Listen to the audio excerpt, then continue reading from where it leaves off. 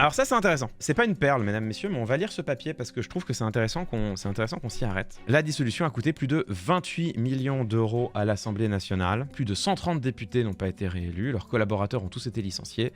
Ce sont les frais de ces départs forcés qui ont coûté le plus cher à l'Assemblée nationale, une facture donc de 28 millions d'euros. Alors, avant que vous ne vous énerviez toutes et tous, on commence par dire que la dissolution en réalité a coûté beaucoup plus cher que ça, puisque ça c'est 28 millions d'euros de frais à l'Assemblée nationale, mais en réalité la dissolution a coûté beaucoup plus cher que ça, puisqu'il y a les frais de l'organisation de ces élections. Organiser des élections ça coûte évidemment cher, hein. Il faut imprimer les bulletins, les professions de foi, il faut payer les envois de ces professions de foi, il y a des frais logistiques, il y a aussi des frais de campagne qui sont remboursés. Le coût de la dissolution c'est bien plus élevé que 28 millions d'euros, à vue de pif on est plutôt j'imagine entre 50 et 100 quoi, ce qui n'est absolument pas un sujet. Ça s'appelle le prix de la démocratie. La démocratie ça coûte cher.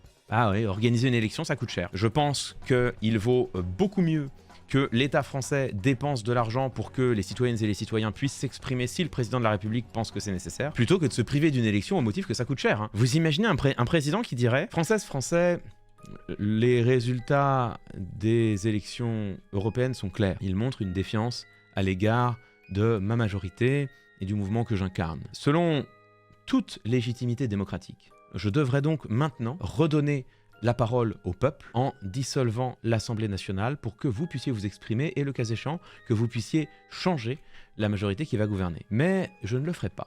Je ne le ferai pas, je ne vous redonnerai pas la parole car ça coûterait trop cher. Comment nos enfants et petits-enfants jugeraient de mon action s'ils savaient que j'avais dépensé ainsi près de 100 millions d'euros simplement pour redonner la parole au peuple français, et je crois qu'ils en seraient très choqués. Et donc, j'ai décidé de rester au pouvoir et de ne pas vous redonner la parole. Ça n'existe pas en fait. Si le président estime qu'il est nécessaire de dissoudre et de revenir devant les citoyennes et les citoyens, il faut le faire. Et s'il faut repayer à partir de maintenant 100 millions d'euros chaque année pour consulter les Françaises et les Français parce qu'on n'arrive pas à trouver une majorité, je pense que pour le coup ce serait pas sain, mais pour d'autres raisons, pas pour des raisons comptables. Comme je vous le dis souvent, il n'y a pas de journalisme neutre. En tant que journaliste, savoir quelle information tu choisis de traiter, à quelle information tu choisis de donner de la visibilité et comment tu vas la traiter, c'est déjà une question politique.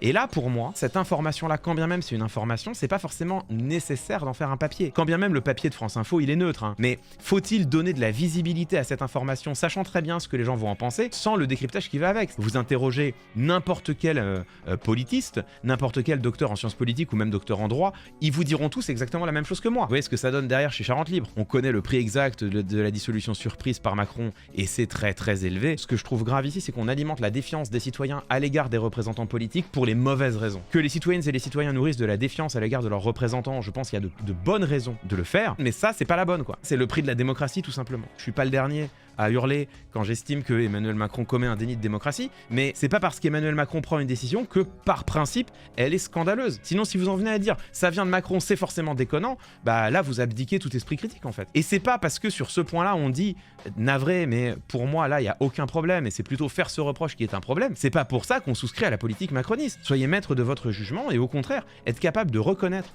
qu'un procès est fait au président de la République à tort, c'est justement la meilleure garantie de votre indépendance d'esprit, quoi. Être capable de dire, bah non, mais désolé, là, le procès qui est fait à Macron, il est pas du tout à propos. C'est justement, pour moi, ce qui vient crédibiliser les moments où, au contraire, je peux dire, non mais là, ce que fait le président de la République, c'est déconnant. Le problème, c'est pas le prix de la dissolution. Le problème, c'est que cette dissolution a compté pour du beurre. Les résultats des élections législatives n'ont absolument pas été respectés par Emmanuel Macron. Ça, c'est le problème. Quand on va venir et qu'on va commencer à dire, mesdames, messieurs, ce serait quand même peut-être bien qu'on réfléchisse à des procédures un peu plus délibératives, un peu plus participatives. Vous allez voir que l'argument du coût va émerger instantanément. C'est-à-dire que tout le monde va dire, mais attendez, ça coûte combien? Mais ça coûte cher, mesdames, messieurs.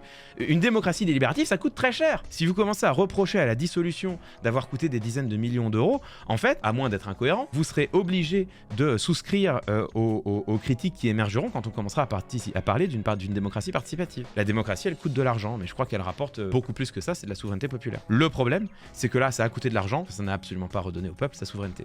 Le problème est là.